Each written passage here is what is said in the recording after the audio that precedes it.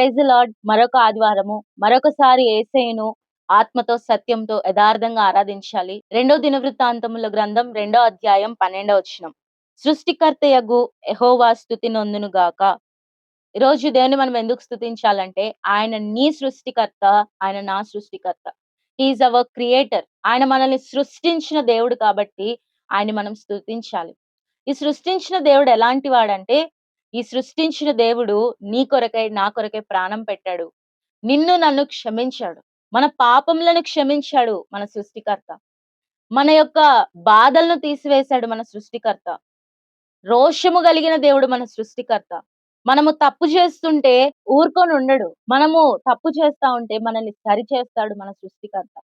మన జీవితంలో నడిపిస్తాడు మన సృష్టికర్త.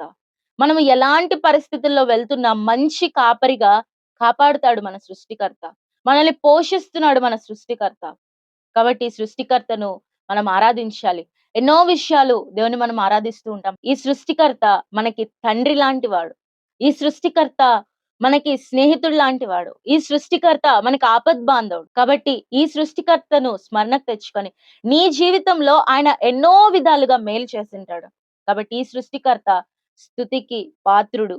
ఈ సృష్టికర్త స్తుతికి అర్హుడు.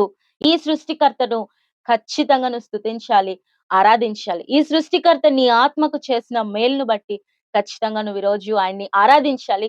కృతజ్ఞతాస్తుతులు ఆయనకి చెల్లించాలి. Praise the lord.